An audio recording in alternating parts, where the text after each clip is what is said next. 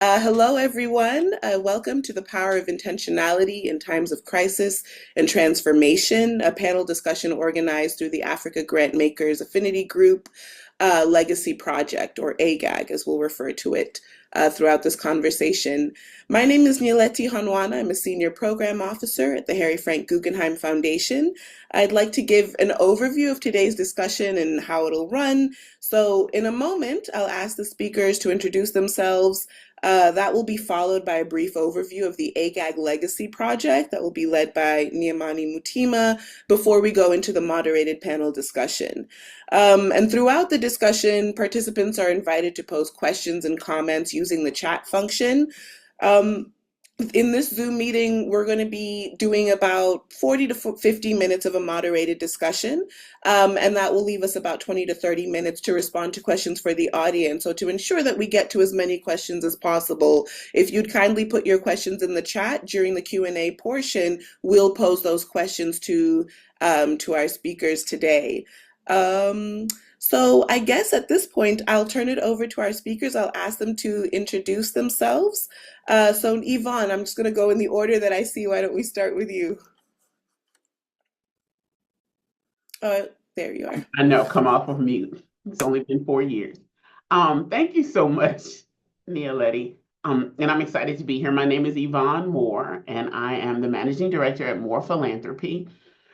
Sorry, allergy season. Moore Philanthropy is actually an agency and firm focused on reversing the lack of investment in people of color around the world. And we do that 3 ways. We have an advisory firm in which we work with donors on their giving. We work with both donors and community leaders on supporting them as a fiscal sponsor. And then we also hold DAF funds. So yeah, that is me, and happy to answer other questions. Thanks, Neela. Excellent. Stephen, do you want to go ahead? Sure. I'm Stephen Lawrence. I'm an independent research consultant in philanthropy. I spent over 20 years at what was then Foundation Center, what is now Candid, as research director.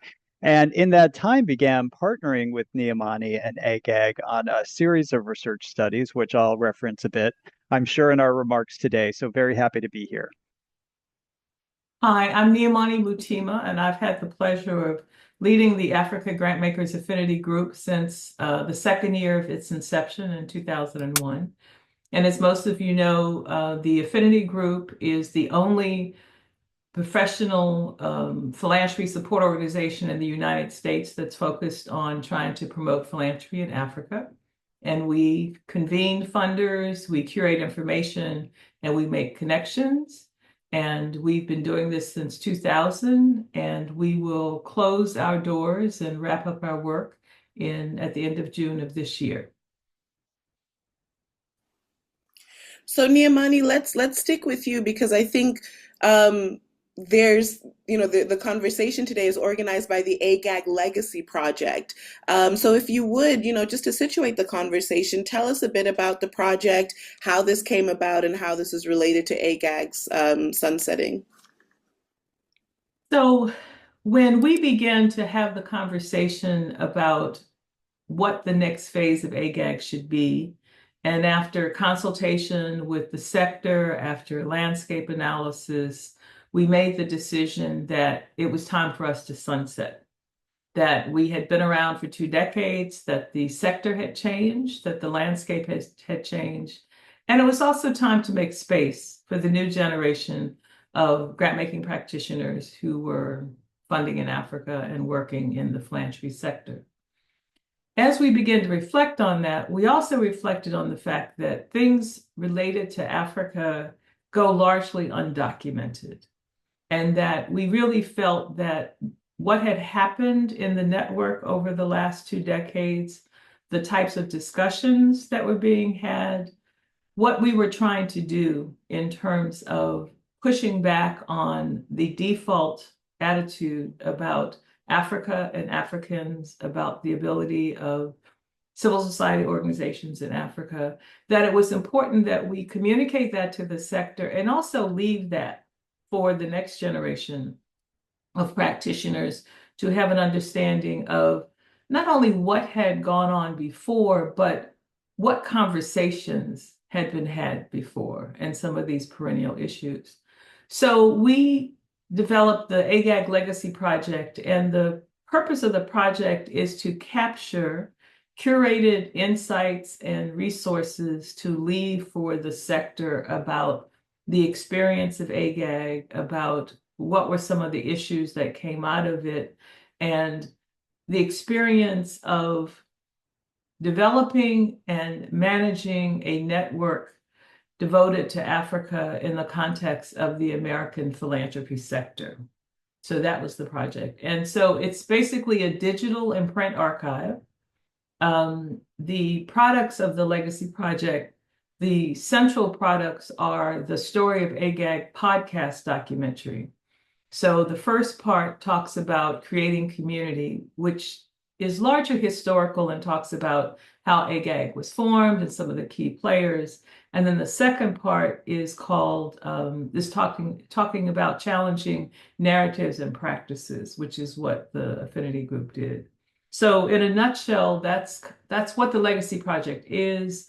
In addition to the resources, we're also happy that our archives will be housed at the Lilly School of Philanthropy at Indiana University when we close down.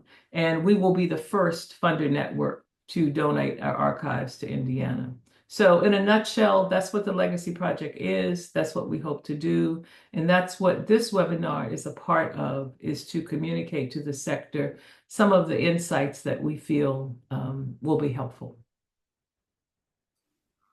Thanks for that overview, Niamani, and thanks for giving us that context for how we start this conversation. And I think it's really apropos to be having this conversation and looking both historically at how AGAG was started. What was the socio-political moment from in which we go from SAGAG, from the Southern Africa Grantmakers Affinity Group to the Africa Grantmakers Affinity Group, because I think there are some similarities between the moment in which AGAG itself was started and this current moment that we're in which we're sunsetting and giving space to something else to emerge and some other voices to emerge in the sector.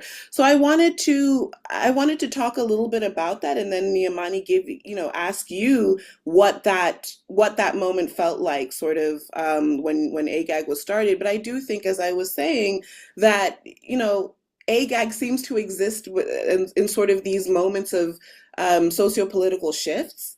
So, as I was saying, we find ourselves in this similar moment of crisis, of transformation. The early 2000s, in which SAGAG turns into AGAG, is a time in which we hear, for instance, in the Challenging Narratives podcast, there's really the discussion of the dominance of the AIDS conversation in that moment, right? I think today you can make an argument that there's a dominance of the discussion around democracy, as we see Western and Northern democracies really taking or degrading in many ways. We have democratic backsliding.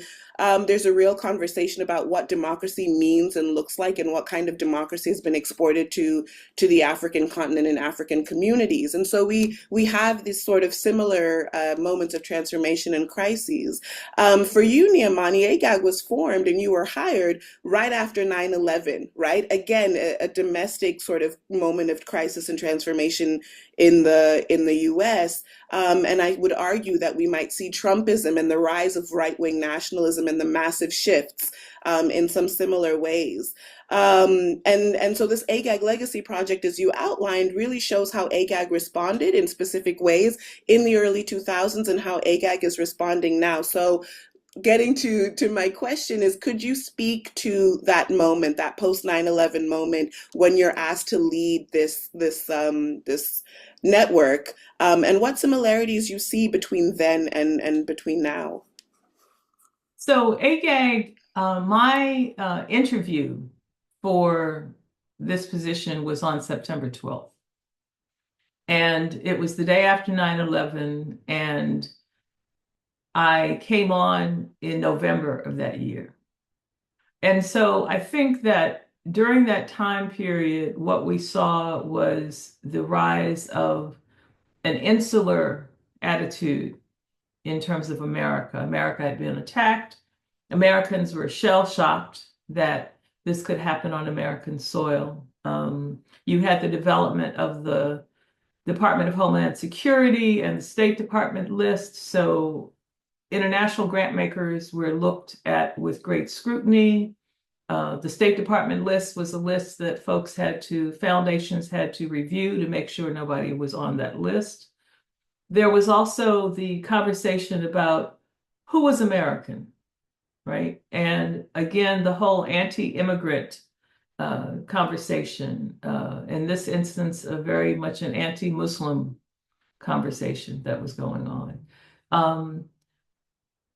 I think the other thing about this moment that's so interesting to me is, this morning we saw the arrival of a refugee plane of white South Africans coming to the United States who were granted special refugee status by the Trump administration. And it's very ironic to me because AGAG was started as a response to the end of apartheid and in response to I think a sense of hope about what could happen, but also by a group of people who wanted to help expand philanthropy's interest, across the United States. So I think it was a similar moment in the sense that the U.S. is very insular, that anyone who is perhaps, not a descendant of the founding fathers is under suspect about whether or not, they are truly American. I think the post 9/11 time period for philanthropy, but particularly an organization that was focusing on philanthropy, looking at Africa, found a lot of not only scrutiny, but a lot of conflict, internal conflict, because I think a lot of foundation members themselves were also struggling with the attitudes of their boards and their leadership, in contrast to perhaps their work and their relationship with communities that they were serving.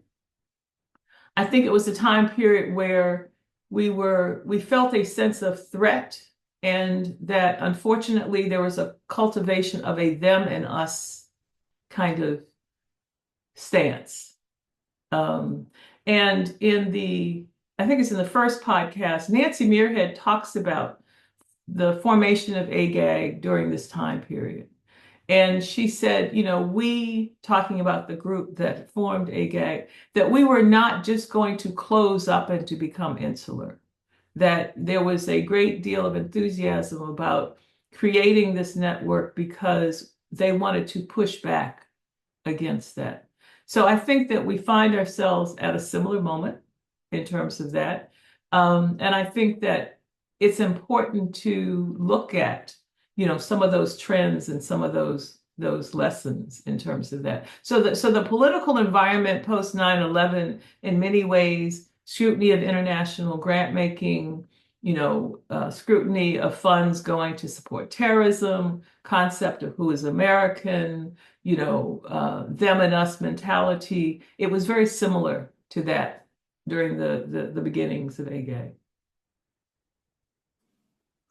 And of course, and thank you for that, because of course, in those moments, as you're trying to chart a path forward, you've talked previously about, and I think it's really been core to AGAG's work, how you have to rely on intentionality to create a path to get the kind of buy-in to ensure that the space that you're creating is really based on some of the tenets and the core beliefs that AGAG wanted to bring to the sector.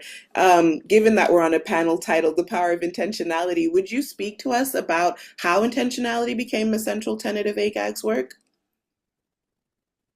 Well, I think that when you're starting something like this, there has to be a focus. And in this instance, for me, I was very intentional about the way in which I managed the network. I had to be very flexible because I think that being intentional sets a bar in that you then gauge what it is that you're doing. So AGAG was always very intentional about, one, pushing back on this attitude that Africa was broken, that Africa needed the West to teach it, how to grow and how to, quote, save itself and whatnot, to push back on the attitude that knowledge, the Western knowledge was somehow the only knowledge, the absence of, African skills and expertise. So, I was very intentional, as well as the steering committee and the people who were part of the network who worked with me. We were very intentional in consistently pushing those tenets, that this is a space where the assumption is not that Africa is broken. And this is a space where we were very intentional about the egalitarianness of the space, that everyone is on the same playing field. So there was no sense of hierarchy or class, which of course is very prevalent in so many instances, but also in philanthropy very much so. So when you entered into that space, if you were a grant-making public charity or an endowed foundation, it didn't matter. You were all grant-making practitioners. You were all here to work together. So we were very intentional about those things, and the conferences that we organized, the speakers that we recruited, the topics that we had, that was always at the underpinning of it. It wasn't always easy. And to be honest, I think that if you look at our history, it took almost 2 decades for us to really get to a place where the leadership of the network is predominantly African, that we have a solid relationship with African philanthropy organizations based on the continent, that we've had an impact on practitioners. So I think that intentionality for us, and for me in particular, was always at the center, because everything we did, the question was, well, what's the intention? What do we hope that this will result in? And how does it relate to those things that we're trying to achieve? So that's why the power of intentionality in times of crisis and transformation, because the transformation when AGAG was started, transformation when HIV/AIDS was a big issue, transformation when Ebola was a big issue, transformation when reproductive rights were being attacked, transformation when COVID. All of those issues, we had to stay very intentional about what it was we were trying to do. Absolutely. And I'd like to bring Yvonne here to talk about, you can't have this kind of intentionality and you can't sort of create, I think, the space that took, like you said, Yvonne, Niamani, 20 years to create without trust. And so, Yvonne, would you talk a bit about that, right? How this kind of intentionality is not possible without trust, and how your work with AGAG has expanded or deepened how you view trust building in philanthropy? Absolutely. And thank you both. You know, I think first of all, trust in and of itself, when it comes to philanthropy, I think people often think only about a grant maker's trust in their partners, primarily Black and Brown people, right? And that's a whole other conversation that we need to have one day about how philanthropy doesn't trust Black and Brown folks. But what people don't think about is the trust in yourself, right? The trust in the folks with whom you work, the trust in the people or the leadership, so the trustees, right? And all of those elements of trust feed into your work. You may not think it does, but you may not think it does, but it does. One of the things, if I ever have opportunities to talk to other folks who want to be philanthropic advisors, I explain to them that you have to deal with your own trust issues first. Whatever things that are holding you back, that are allowing you to be trustworthy, you have to deal with that first, because you can't actually guide other folks, right? Because you actually have to know the difference between your trust issues and theirs. And so one of the things that I love about AGAG, and as an advisory board member, we can tell you all kinds of stories about how we had to get to this place of sunsetting AGAG. It was very, very hard, because I feel, and Niamani just talked about this, the intentionality. There's something very powerful about basically laying bare a space and actually allowing yourself to be honest, which actually builds trust. And that's what AGAG was able to do. Every AGAG meeting, every single AGAG meeting, and I've been in philanthropy 26 years. I don't know when I started coming to AGAG. The very first thing Niamani reminded the entire room is we are here to learn. We are here to do better. We are here to be better.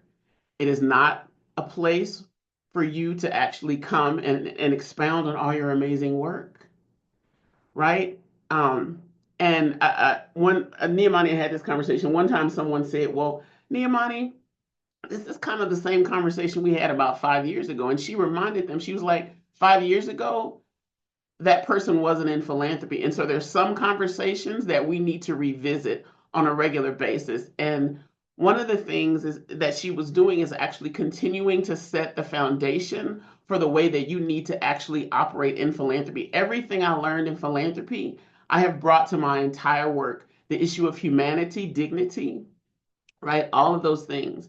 And it was actually, I don't know if people think of an organizational culture when they think of networks or think of affinity groups, but that's actually what she was creating, is a culture. And it was an exciting culture. You were never allowed, and I've gotten into trouble myself, you were never allowed to dishonor or disrespect your colleagues, right? You were never allowed to do that. And if you were never at an AGAG conference, Niamani would actually stop you in a very loving way.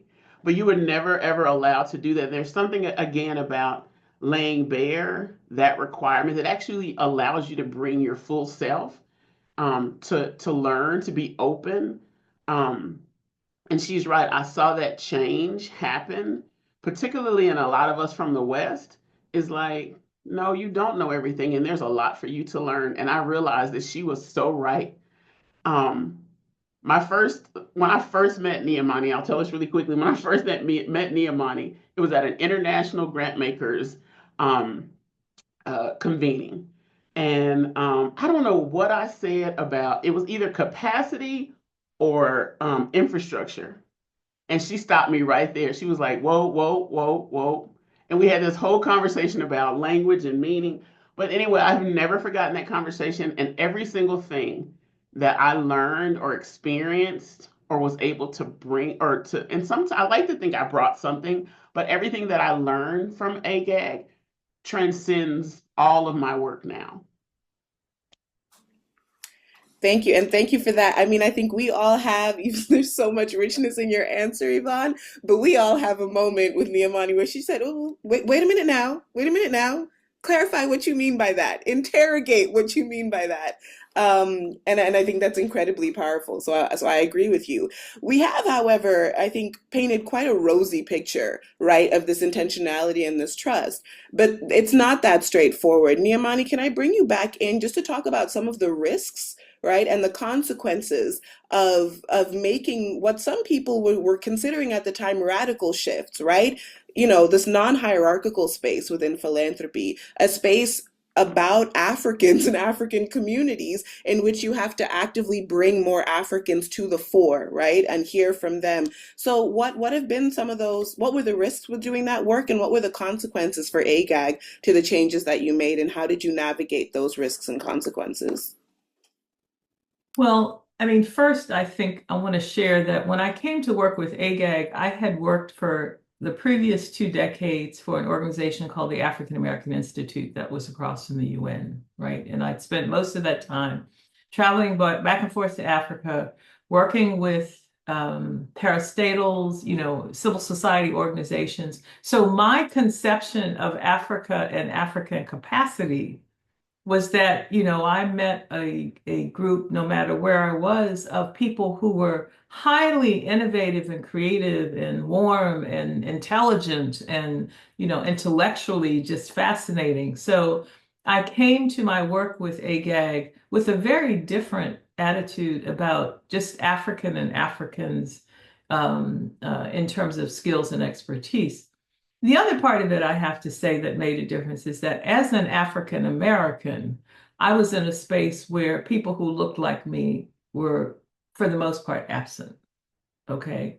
So Yvonne is probably one of the first Black people I met when I was working in international work, right? I mean, not saying there were not others, but so that's sort of the context. The other part of it is that because I had worked in bilateral and not in private funding, I was not aware of some of the sort of hidden rules of interaction in private philanthropy where, people who come from large foundations are given deference to in a lot of contexts. I didn't know that. So, you say that you're about egalitarianism, then let's do that. Well, I think the other thing is that, affinity groups really exist in a very precarious state because they're started by funders. They're usually supported initially by funders. But then what happens as the funders change and leave their organizations, then you have this affinity, this interest group that's been developed, right? That then has to navigate continuing to support itself, membership, getting people to join, so on and so forth. And the other part of it is that, it's so much a situation where if people don't feel that the space is not serving them or that they're not kind of on board with what the space is trying to do, then they don't participate, right? And so networks are all about participation. So for me, over the years, it was always it was hard because the initial group that started AGAG were the 12 big foundations, Ford, Rockefeller, Carnegie, Rockefeller Brothers Fund, so on and so forth. So you had, these people who had a particular attitude about things. Introducing the idea that, African skill and expertise should be at the center, and introducing the idea that Africans should be at the center of the conversation wasn't always received well. And I'll give you a perfect example. We did our first conference in Johannesburg in 2008. And the opening panel of that conference was called African Funders on African Philanthropy. And that opening panel of funders, I think there were like 7 or 8 of them, were all Africans. And, many Americans who attended the meeting were not pleased. Not that they were not pleased that that topic was there, but they felt that, they were not being represented because this was the Africa Grantmakers Affinity Group that was a US-based organization, right? So I also had to do work internally with the attitudes that people had and how that reflected on how the network was being managed, right?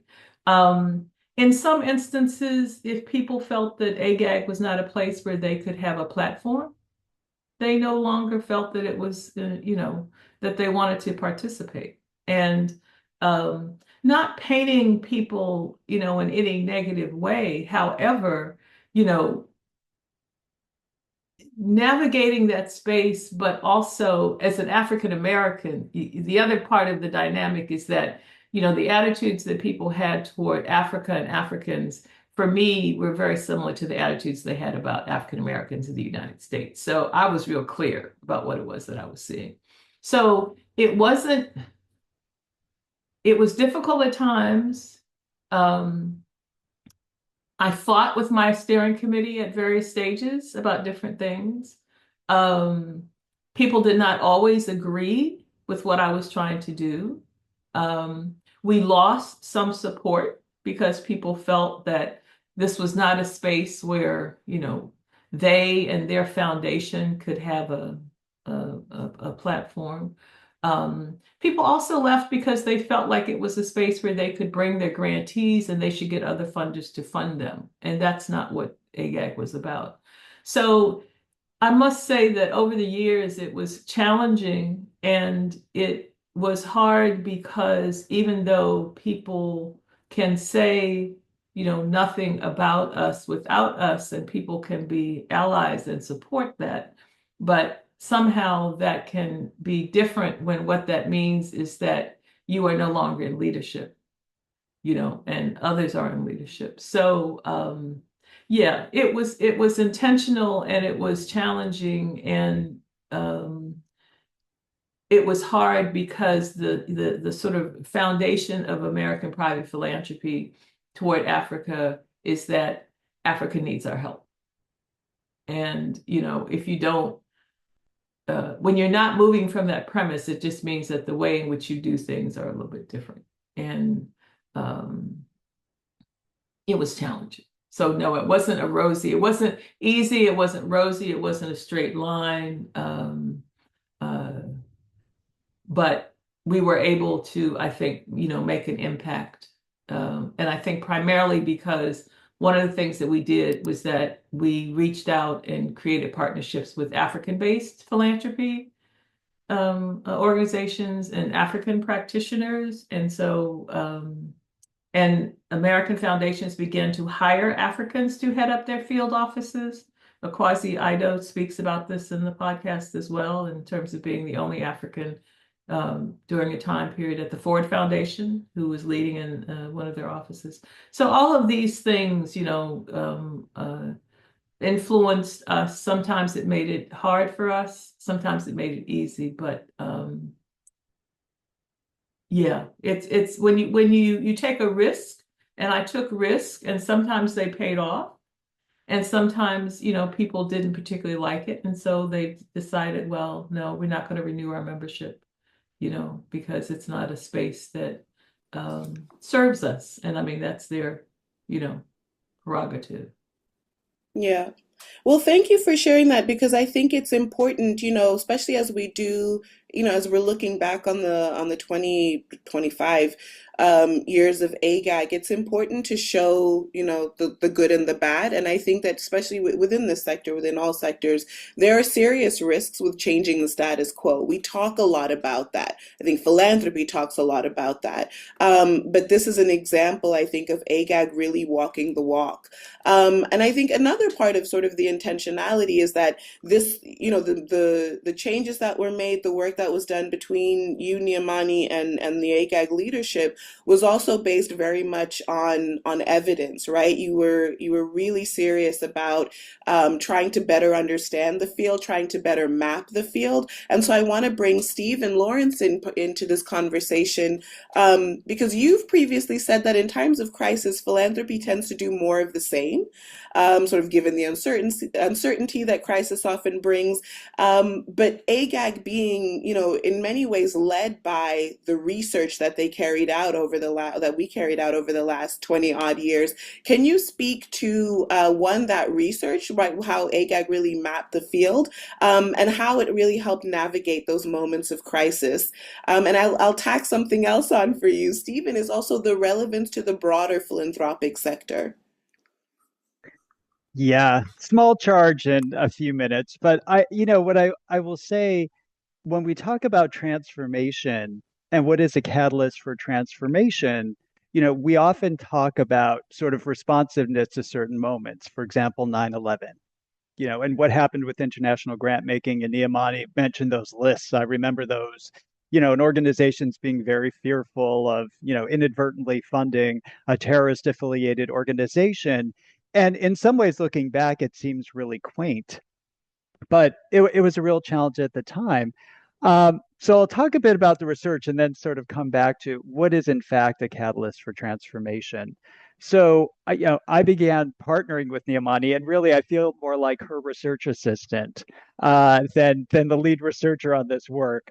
She was definitely guiding these questions, and in a sense, the purpose was to move the field beyond anecdote, and I think that's consistent with everything we've heard about sort of the AGAG ethos. It's interrogate, it's question, it's don't make decisions based on assumptions, make decisions based on facts.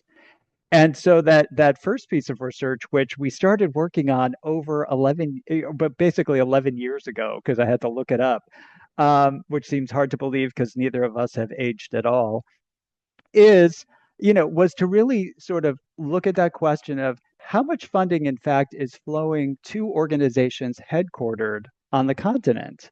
Because there was a real question about this. And in fact, in that very first study, this is back when I was still at Foundation Center, we found that a quarter of the grant dollars that were included a focus on Africa or specific countries in the continent, in fact, went to organizations headquartered in one of the 54 countries, which is pretty staggering. And it raised a lot of questions around, well, so what's behind this? So in the next study we worked on together, which was a survey of Africa grant makers, in part we looked at that question of, you know, is it really challenging to make grants directly to Africa headquartered organizations? And in fact, we only found about 3 out of 10 respondents who identified it, feeling that it was a bit more challenging.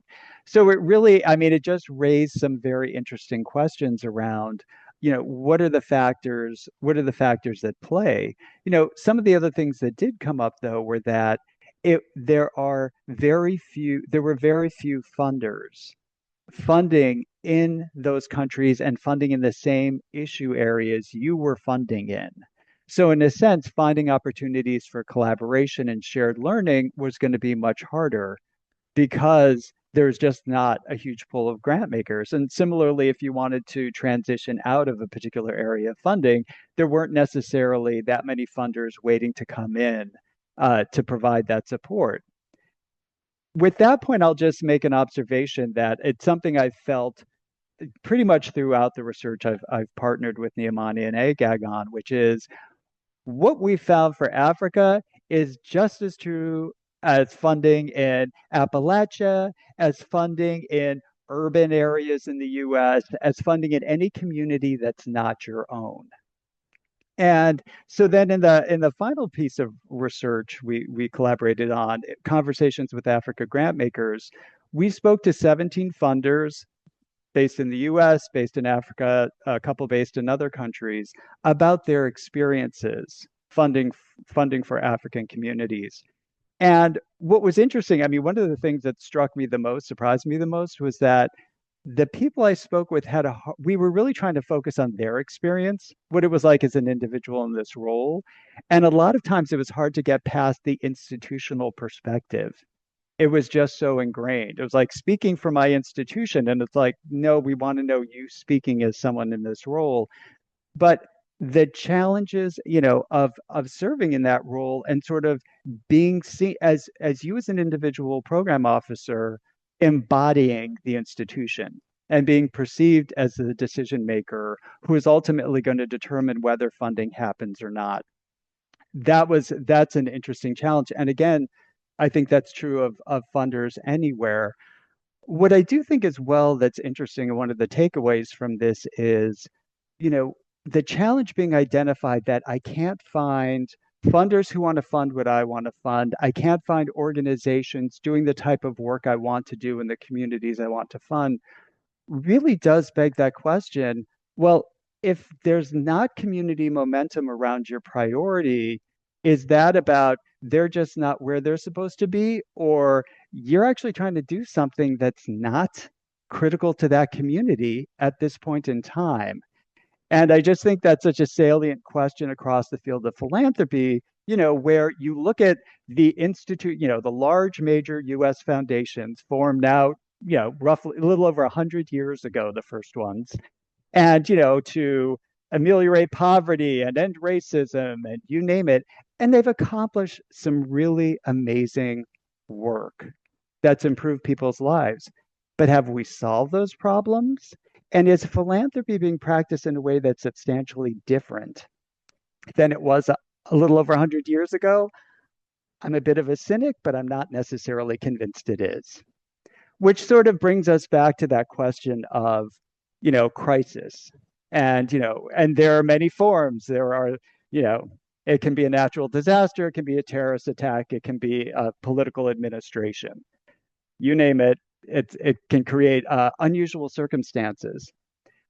I, having been in this field many, many years, have watched crisis after crisis where there'll be some pundits who will say, and this will change philanthropy, and funders are going to work together, and everything's going to change and be different. That is not the way institutional philanthropy works, because the fact of the matter is, the key fact that would change institutional philanthropy is either there's a change in the tax law that impacts how foundations are required to give and how nonprofits are required to operate, or individuals are going to choose to do things differently. The individuals who work in the sector. And Niamani has said many times, philanthropy is people. You talk about institutions, but it's the individuals in those institutions who are making the decisions, who are doing the work. So for this moment, is the current administration, for example, in the US, going to transform philanthropy? If they make legal changes, sure. But pretty much you're seeing the same thing that happened in a more extreme form during the early George W. Bush years, where, if you were talking about social justice, people were, trying not to use that terminology, basically saying we're doing the same work, we're just calling it something else, not to raise hackles.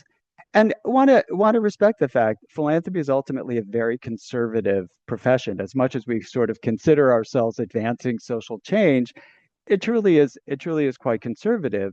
So I don't think this moment is necessarily going to transform philanthropy, but what does transform philanthropy is an institution like AGAG that intentionally worked to change the narrative and to bring each new generation of philanthropists in. Because also something, this field is distinct, and this is something Niamani has said many a time.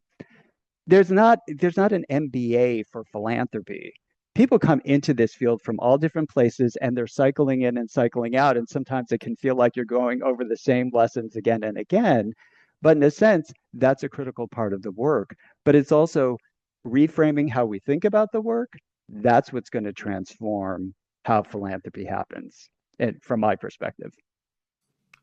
Stephen, thank you so much. There are so many sort of threads that I'd like to pull out and tease out from what you've said. But I think, I just want to repeat, I think your question about um, how and why we fund what we fund, right? Who's setting those agendas, and how do we fund it? And you're absolutely right. I remember, I believe it was the 2019 AGAG convening at the Ford Foundation, which was really centered around narratives. Niamani, please correct me if I'm thinking of the wrong meeting, but it was centered around narratives, and we spent days, not like sessions, but days working on focusing on the individual, right? You as the practitioner, as the program officer, as the grant maker. And I walked away from that meeting thinking so differently and deeply about the power of the program officer or the power of the individual grant maker, and moving away from being the representative of your institution, and leaning into the power of narrative change that you might have depending on where you sit, understanding that, and I'll take my own example as a program officer, right, that we're in conversation and we're, with both community and those that we're funding and the leadership, right, those that are setting the institutional agenda, and what power is there, within that role. And I want to stay on this idea of the individual, because exactly as you say, Stephen, that has been the focus. That has been AGAG's focus. In moments of sort of large scale transition, individuals can feel powerless, they can feel overwhelmed. And I put this to all of you, to Niamani, Yvonne, and Stephen. How does AGAG's centering of people help us think about the shifts that individuals can make? And Niamani, you're already unmuted, so maybe I'll start with you.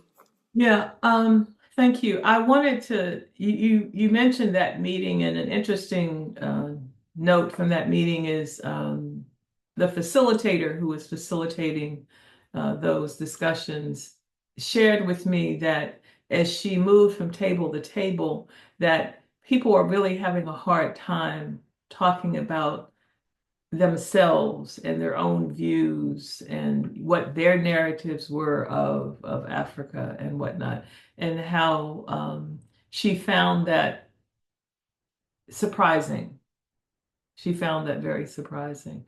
But I do think that, one of the tenets that I used in working with the network, is that I do believe that individuals are the cornerstones of institutions. And if you can influence an individual who is at the center of shaping the practices and policies of that institution, then you have a chance of changing the practices and policies of that institution. And so AGAG has really always been about the people, because the network was also the worker bees. I mean, there were other networks that focused on looking at issues, and you would have, the president of the foundation, or, senior leadership. AGAG, even though senior leadership was part of the group that started it, AGAG was really always a network of practitioners. The people who had to, do the dockets and work with the organizations and do the grants. So it really was about the individuals who were at the center of it. And I think that gets lost a lot in philanthropy. And I think that individuals, but also the new generation, young program staff who come in very often were sent to an AGAG meeting if they were working on Africa, because it was an opportunity for them to plug into a network, and you wouldn't find this gathering of people anyplace else, right? But I do think that one of the things that's lost in the sector is that it's the influence of the individual. And I'll just end by saying that as we look back over the last 2 decades and the podcast, the reason why we did the podcast is that it's based upon 20 interviews we did with a cross-section of people who've been involved in the network over the last 2 decades. And the thing that came through really clearly is that their involvement with the network influenced them. And in some instances, it influenced their grant making. And in some instances, it also influenced how they viewed their own grant making. People began to look at how much of their money was going to African headquartered organizations, not African-based organizations, but organizations whose headquarters were there. So I think the power of intentionality, as far as an individual is concerned, can be very important, and has been very important in terms of the work that AGAG has done.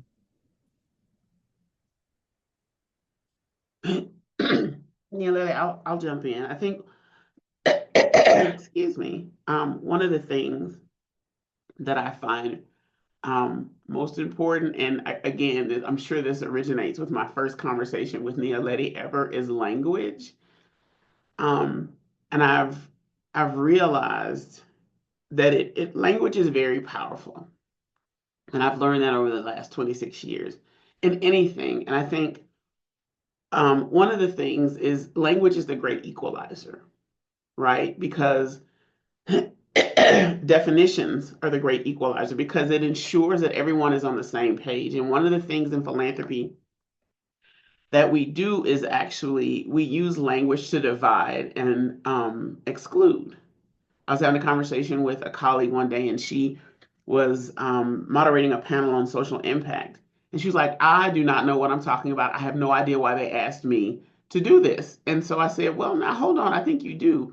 And so I asked her some simple questions, and I said, well, that actually means this, and that actually means this. And she was like, oh my gosh. And I said, exactly. Right. And I realized how much language is important. And now when people tell me that they want to do capacity building, or they want to do impact investing, or they want to do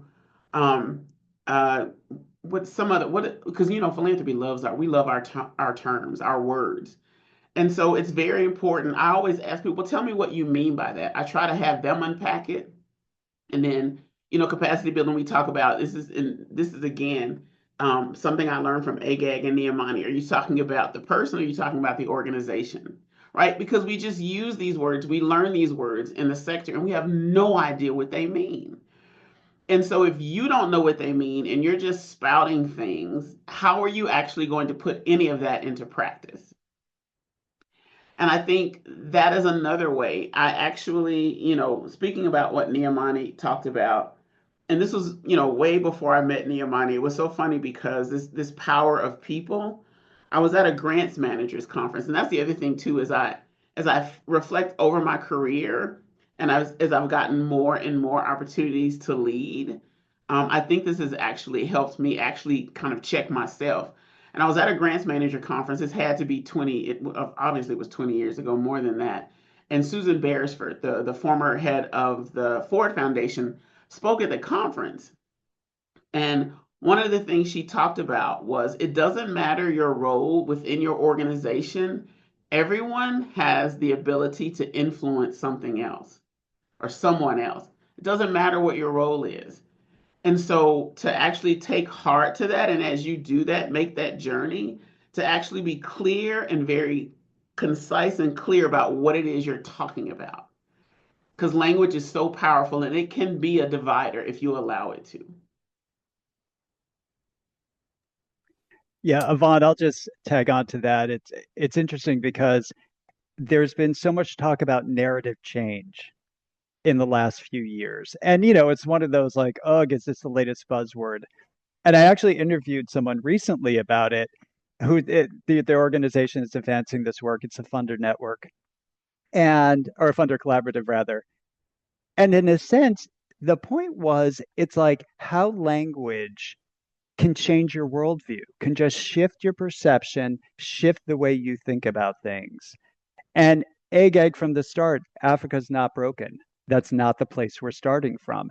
That single simple shift in mindset transforms how you think about everything else. And once you see that and think it, you can't unthink it. The other piece that was interesting about this conversation was the point was even if you have the best responses to critics or people in a different position, you're still feeding their narrative. You have to have your narrative and you have to make that the priority and crowd out those counter narratives with which you don't agree. And what was interesting about this, because I hadn't really thought about it until we're having this conversation now, is I mean, narrative change is what you've been doing for 20 years without calling it that. This has all been narrative change. The other piece I think it speaks to, which has been such a core emphasis, is you have to listen to people. The first conference that AGAG hosted in South Africa, the opening panel was all Africans. And the fact that that was so unprecedented for certainly US philanthropy to see, but it forced you to listen. And by choosing to listen, you may actually learn some things that help to inform your work and that you can then use to help influence your institution to move in different directions. So, I think it speaks to both. Absolutely, Stephen. And I think, I mean, and that gets us, it's a perfect segue into my next question. Before I ask it, though, I'm noting the time. I want to make sure that we have time left over for questions and comments from our audience. For those who may have missed it up top, we will be taking questions posed through the chat. We won't be asking you to unmute yourselves or to ask your questions. So if you do have a question or a comment, please feel free to put it in the chat. We've got a couple of questions already, but I want to make sure we get to, I know there's a lot of experience, there's a lot of expertise and richness in the audience with us. So please do put your questions using the chat function here. And so, Stephen, going back to, I think the final point that you made, there's a question here, and I think there's a conversation that we'd like to also bring in about resilience, right? And sort of how we think about building resilience in philanthropy, how a lot of AGAG's work around trust building, around intentionality, the non-hierarchical approach has also been, I think, an example for the sector on how to build resilience. So I'd like to open it up again for each of you to talk about this. And maybe, Stephen, I'll start with you because in previous conversations, you've talked about the genteel world of philanthropy. And if you could sort of expand on that as we think about building resistance or Yeah, I had resilience, I'm sorry. Yeah, no, resilience, resistance, just toughening up a bit. I mean, I will just say I have a real appreciation for sort of the learning, the thoughtfulness, a lot of the qualities that goes in that you find in the people who choose to work in philanthropy. And just the compassion. I mean, it's a head and a heart business. So I think that's really important. I'll begin by just giving a quick anecdote. I was probably about 15 or so years into my career in philanthropy, been to plenty of conferences. And I went to a conference and it was a big plenary session. And one of the speakers presented this framework for classifying some type of grant making. And a funder in the audience during the Q&A spoke up and said, I find your framework very unhelpful. It was as if he had been slapped across the face. Because, I mean, which is so absurd when you think someone's just saying, I found that unhelpful. But you never heard criticism in philanthropy. And even to this day, you'll hear people saying, oh, well, have you considered? And oh, well, that's a helpful perspective. There's no critique. And it's like I was a big New Yorker reader when I used to commute, and there was a piece on brainstorming. You know, we've all talked about brainstorming. Brainstorming isn't most effective when everyone's tossing out ideas and no one's critiquing them. It's most effective where, as the process is going on, you're critiquing, you're shaping, you're framing, people are bringing other things in. And I think we as a sector, for whatever reason, have been so cautious, and I would argue overly cautious about not offending anyone or not risking offending anyone, that we're not, in fact, always doing the best work we could possibly be doing. You have to be willing to interrogate. And through that interrogation, we build the resilience to be able to go out and make that case to others for what we think will make people's lives better. You know, resilience, excuse me, and actually, you know, it's actually just now, Nyeleti, that I realized that resilience is such a powerful word right now. I think in particular, for Black and Brown folks, um, and it's also it's a personal thing. It's so funny that you said resistance and oh, I'm sorry, I meant resilience because in Stephen, right, you said the same thing. They are the same. They are the same. I'm sure everyone maybe not knows Trisha Hershey's book, um, that rest is resistance. And if you think about the Audre Lorde quote about, and I'll, you know, summarizing it, that, you know, the more rest you get, the more powerful you are. And that's what they do not want, right? They meaning the opposition, whomever the opposition is for you. But I think one of the things for me that led to resilience in philanthropy, because Lordy, was actually being in spaces like AGAG because it was actually rejuvenating. As much as we were challenged to do and be and think better, it was also rejuvenating because you were in a space that clearly included folks that also wanted to do and be better, right? Because if you have, right, if you've created a culture, like Niamani created an AGAG, she has told you that it is about everyone, it is not about anyone, and you stay, there's a reason that you stay. There's a reason that you find power and in that space. It's a reason, you know, the fact that you can be yourself, the fact that you can be wrong, right? The fact that you can not know something, like all of those things are freeing. That's what I meant by laying bare. Um, and the other thing too is that if you want to do this work well, you can't not build your knowledge and learning. You cannot, because no one comes to this world knowing everything. It's not even humanly possible. And I, as philanthropy, to Stephen's point, I don't know why we continue to do that. We know everything. We don't. And that's actually okay. That's actually okay. And the interrogation of ideas allows that for you.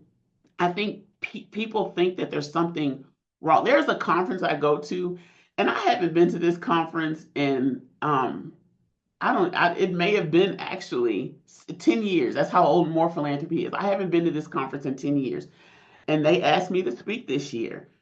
And one of the things that always bugged me about this conference is that they never had a Q&A. Every single panel, never a Q&A.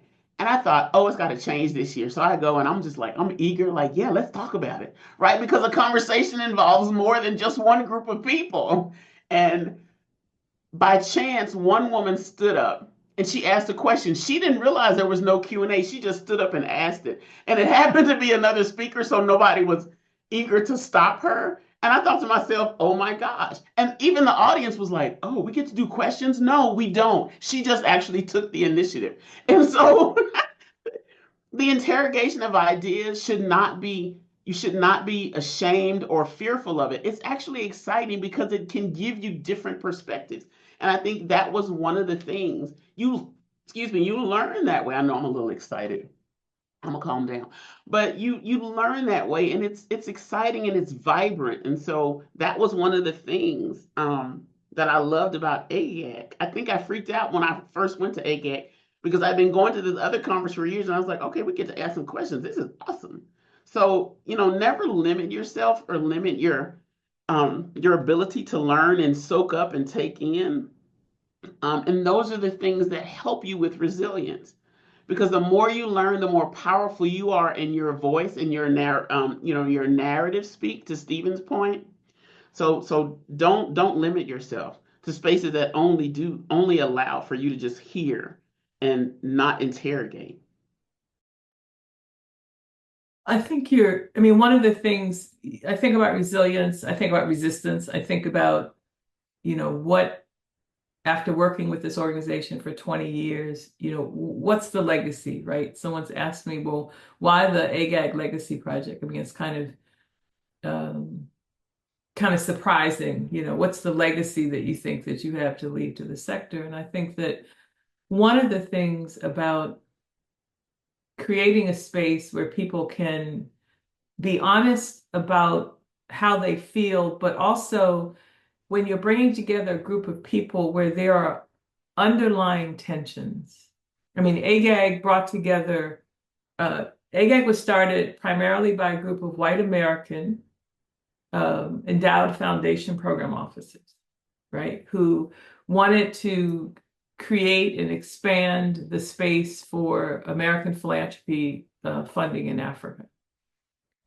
But as more Africans became part of the sector, and interestingly enough, over the years, there weren't that many African Americans, which I think speaks to something about how American foundation hiring practices are, but that's another conversation. How there were tensions, and there were things that people didn't want to talk about, and how there was sometimes an undercurrent, and so it was important to tease that out and to bring it out and to name it and to say, well, what is that about? And, let's talk about that. I think all of those things speak to resilience because you have to be comfortable with fear. You have to be comfortable with uncertainty. You have to be uncomfortable with messiness, and the conversations and very often weren't, nice and neat and intellectually, straightforward. And, very often we started one place and ended up someplace totally different because very often people were not even talking about the same thing, right? So I think when you talk about resilience and resistance, I think it's important to be comfortable with failure and be comfortable when people tell you no. Because, for example, in my early years of AGAG, I wanted to do a conference in Africa the third or fourth year. And I was told no. I was told no many, many, many times. And actually, what got us to yes didn't really have anything to do with me.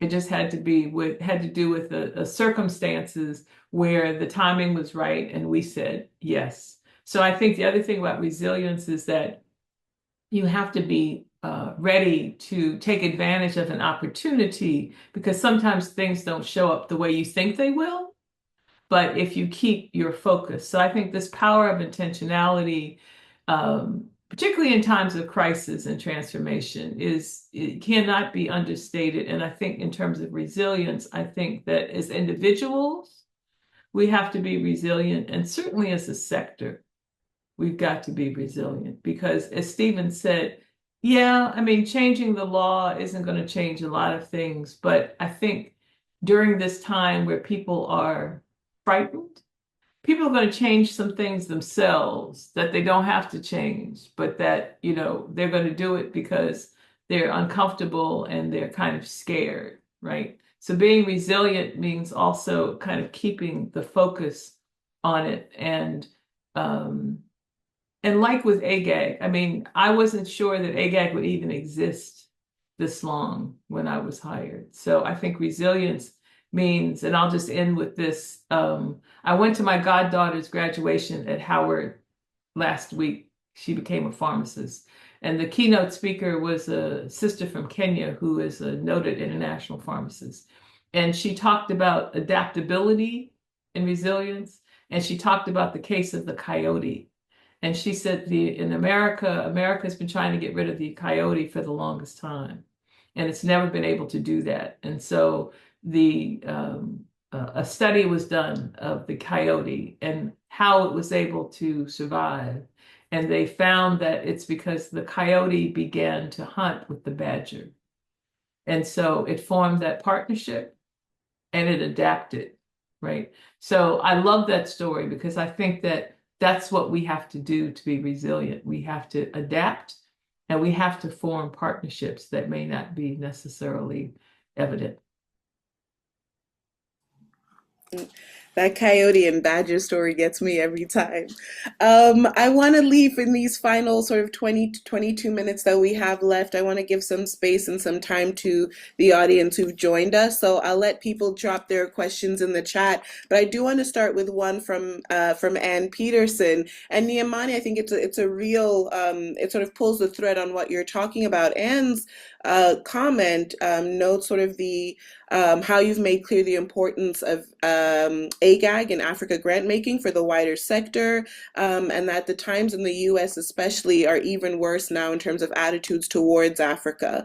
And her question is around how we can sustain the important positive stance promoted by AGAG and what we should be doing now. So I'd like to, Niamani, give you the opportunity to expand on adaptability and on partnership, and then bring Yvonne and Stephen into that conversation as well. Well, I think the short answer is that it's going to be difficult to do that because the number of American foundations that fund in Africa is relatively small. And for example, I belong to the United Philanthropy Forum, which is the forum of regional and national philanthropy groups, funder networks, right? And we're the only one that does anything around Africa. And even trying to get collaboration around Africa has been virtually impossible. So to your question, I think it's really about individuals. And I think that, and I think it's about being proactive, because I think the other thing about philanthropy that I've noticed is that people are they want to lay back, and they want to let someone else do something, and then they want to sort of criticize it and whatnot. So I think that now, if people are passionate about, continuing the narrative, that it's important for them to be proactive. And it doesn't mean they have to necessarily, start a new organization or take the lead, but just wherever they are, continue to push some of these, issues around narratives and push back where they see, the default. Because in the absence of an organization or a network that's going to take up the gauntlet on this, I think it's really going to be individuals. I'll just jump in when you're saying that. It was making me think of an editorial I read yesterday in the Times, and it was a senator from the Midwest making a full-throated defense of Medicare and the importance of Medicare. And this is someone with whom I pretty much don't agree on anything. And I just thought the world has really tipped on its axis. But then I was reminded of the fact that you talk about the coyote and the badger, you don't know who your partner is going to be. And you need to be open to it. And to your point, Niamani, you were making about being, in a sense, being open, receptive, and prepared for those unusual partners. I had a friend who funded criminal justice reform, and there was a time where she said wardens are the people I'm most connecting with now, they're the ones most invested in wanting to make changes to the system, far more so than my colleagues in philanthropy. So, I think part of this too is not narrowing your view, really looking for opportunities and there's no purity test. Just because you don't agree on everything, you find something you both agree on, there's a real opportunity and take advantage of that. It's funny. Nyeleti, I think I missed part of your question, but I think I understand it from Stephen and Niamani's response. And it was funny, I missed it because I was looking at the chat. And Caitlin, I was actually reading your comment, and what I was gonna say is to actually just just um keep your mind open to your colleagues, because actually it was perfect to Stephen's point. You never know when there's going to be an opportunity for you to actually kind of influence them. And I know what it's like to, you know, be in spaces where folks are just like, you feel like it's like an Eeyore moment, if you will, like the character Eeyore, who is just like down about everything, and there's no optimism, and there's just like, woe is me. But I think, and actually I know that's why.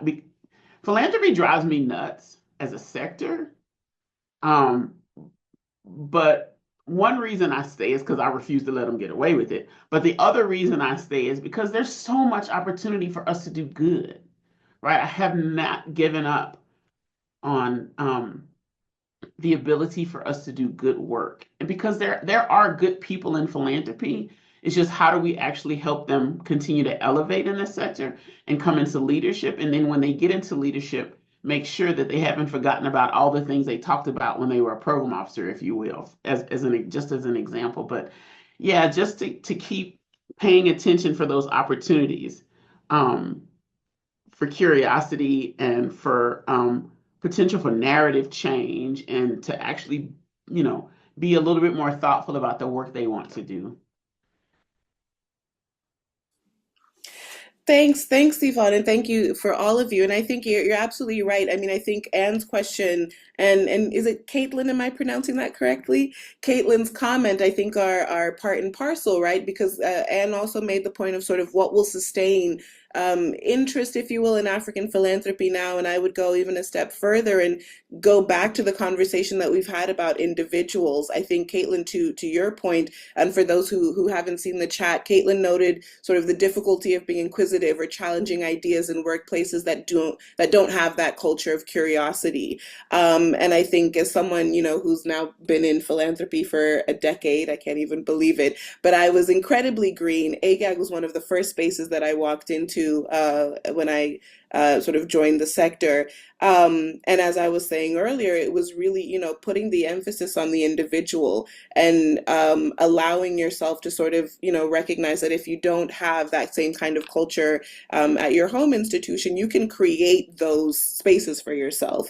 AGAG became a space for me, and then from there you sort of meet other people, you meet colleagues in other organizations, other institutions, and you find the places and the ways in which your work overlaps, and your institutional work, but also your personal work and your personal ethos overlap. And I think, sort of tying or closing the loop there to Stephen's point, is that you don't know who those partners are going to be because it's not exactly obvious. Just before COVID, a couple of colleagues and I came together. I'm sort of funding research at the Guggenheim Foundation. My other colleagues were funding other work in more intervention style, doing intervention style grant making at the Carnegie Corporation and the Life and Peace Institute. And we came together to sort of bring those three sort of points of view to bear on security and peace and conflict issues that we all cared about.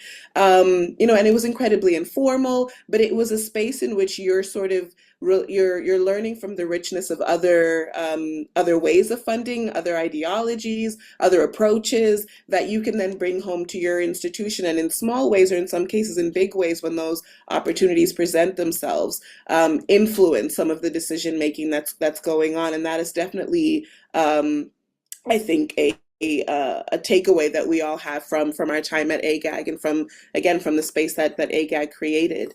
I want to just make sure that I'm not missing any questions, but I think that we've really that we've made. Yep, that we've answered all of the questions. There's some comments here about sort of the authenticity of the AGAG space, and so to close us out, I did want to just give an opportunity to each of the speakers to share their final thoughts. Right? You know, I at first I had sort of a minute for each of these, but maybe I'll give you each, 2 or 3 minutes just to. Oh, do I see a question coming in, Emerson? Yeah, Oh, essay. there are some questions. All right, I love to see it. Let me go to the. Oh, that's a great question from Essay. So let me pose this to everybody before I give you your final thoughts here. Essay's question is, how can philanthropy push through this moment of fear? And anyone can take this.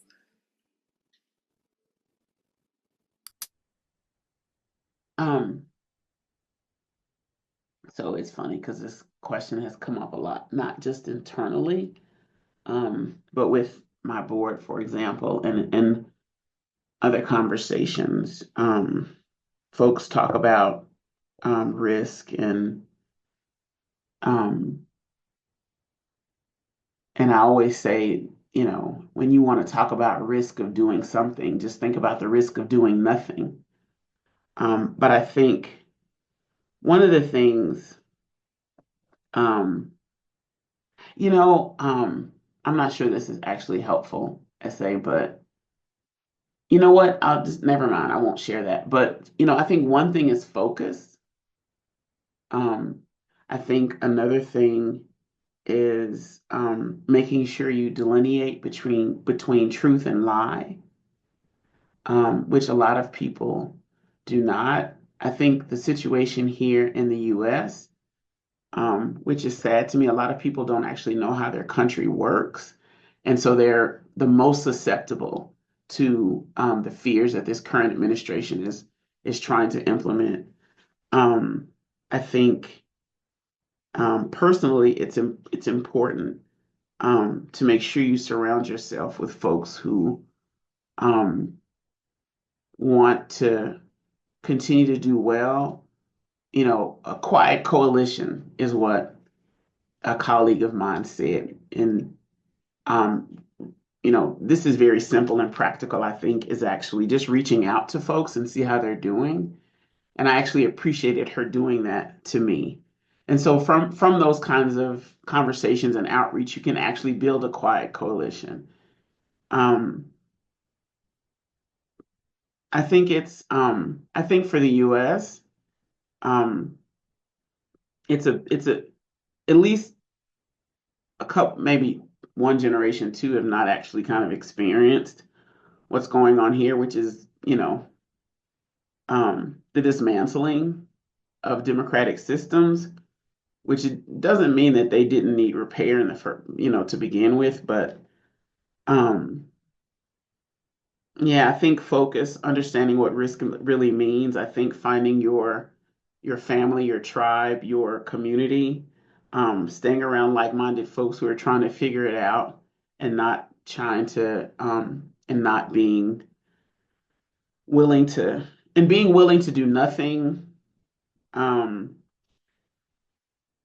and the rest of it, I'm trying to figure out day by day. If I learn something new, I'll let you know. If I can just chime in here, I think I like the way you phrased your question because you push through the moment. And I think that's what philanthropy has to do. I mean, I think that's what we all need to do is you have to just push through it because it's the reality. We know what's happening is real. I think that, as Yvonne said, fear can paralyze, and I do think that one of the dangers is to do nothing. And I think it's important to also reflect upon the lesson. And I was in a call a couple of weeks ago where there was an interesting discussion about the support of conservative leaning organizations and support of progressive leaning organizations. And I don't have the statistics, to say that this is true, but one of the points that was being made was that historically conservative funders have funded organizations and progressive funders have funded projects. And so if indeed that is true, then I think that one of the ways philanthropy can push through this is to look at the lessons of how we got here and how we can, course correct in terms of that. And I think the other thing is to not let the discussion about the fear dominate the conversation. I think unfortunately we've given in this country so much media airspace, that it's crowded out a lot of other things that are going on. So I think philanthropy needs to not navel gaze as it is wont to do, and it doesn't need to do a study, and it doesn't need to hire consultants. We don't need to do all of that. But I think we do need to look at where we are and what we need to do and course correct, like now, not in a couple of years, but like right now. Yeah, I'm 100% with you. And, one of the things that surprised me a bit, in what we've seen in the early days of the new administration is the lack of organized resistance, if you will, pushback by philanthropy. I think that was one of the most remarkable things that came out of the first Trump administration was philanthropy really coming together, often coalescing around philanthropy serving organizations focused on immigrants, focused on other groups to say, we don't think this is right. And that didn't happen in the early days in the same way.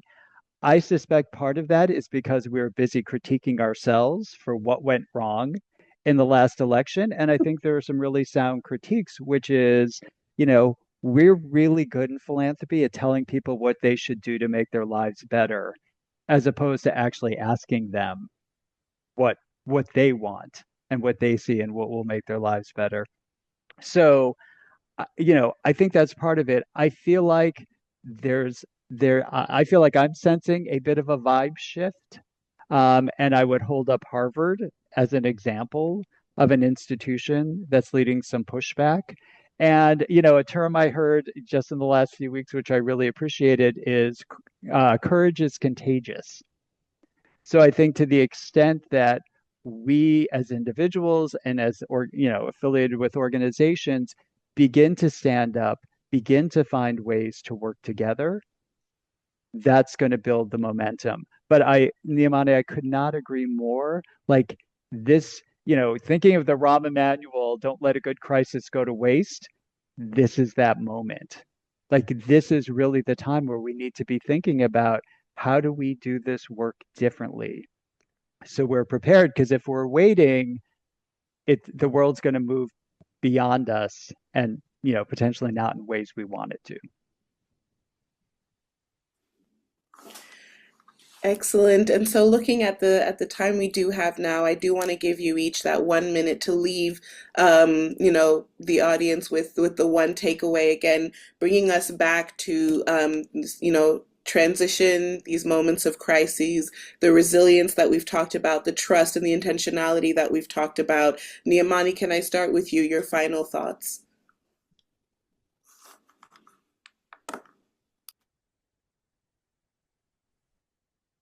The reason why we did the Story of AGAG podcast was because in preparation for winding down and trying to curate and glean some lessons. I did these interviews with these 20 incredible people. And one of the things that we wanted to do was to also document, their involvement, because all too often the experience and who was really sort of in the room goes undocumented and unacknowledged. I think intention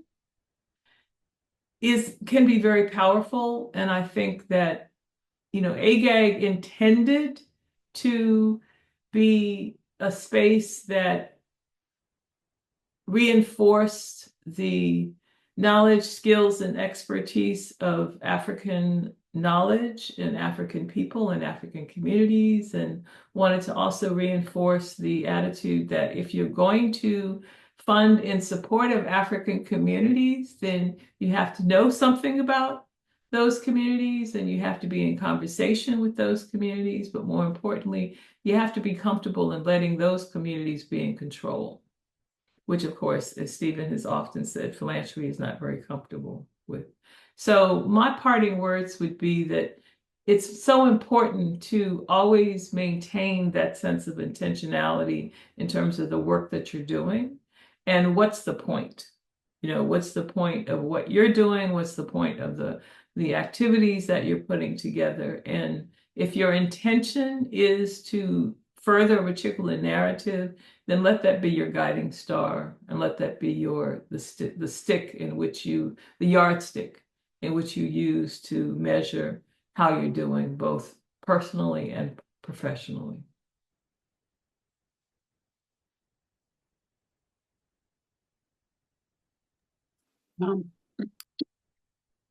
Really quickly, first, practically, I would encourage you to actually take the time to listen to the podcast.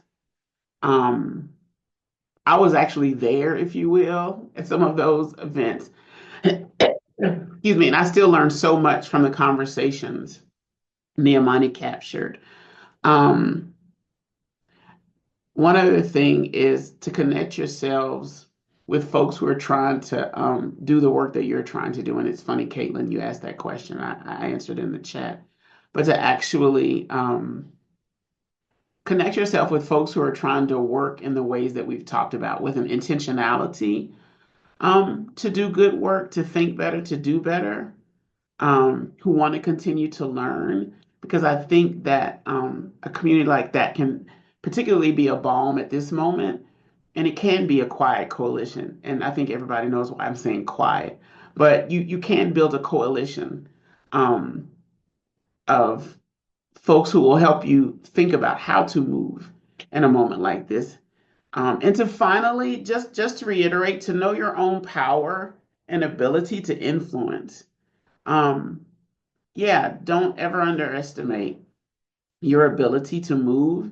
And again, like Niamani says, is you're moving an individual. Be careful about trying to move an entire organization, because that will undoubtedly stress you out. So just start with moving individuals in any and every space that you find yourself. And finally, to do it with do it all with humility and dignity for those with whom you connect. I mean, you would want and expect no less for yourself. And so I would ask you to do that as well. And I know we're right at time, so I'll be very quick. I am so happy that the AGAG Legacy Project exists, because I felt all along throughout my collaboration, and the feeling's only been deepened over the years. I've had the opportunity to work with Niamani and AGAG, is that the lessons and the focus and the intentionality of AGAG speaks to philanthropy serving organizations across the sector, as well as funders across the sector. And it may not be anyone in the field today who discovers those lessons and who really benefits from them, although I hope that's the case. But the fact that those resources exist and are there to inform others in this work, because I know I'd certainly spread the word on it, that's the real value. Like, this knowledge and wisdom is not going away. It has a place. The other thing I'll just say is what I will take away from everything else distilled down of, over a decade of partnership is capacity building for what? Because that speaks to intention. Whose intentions are driving the work and why? So if you're ever thinking, does this sound right? Think capacity building for what?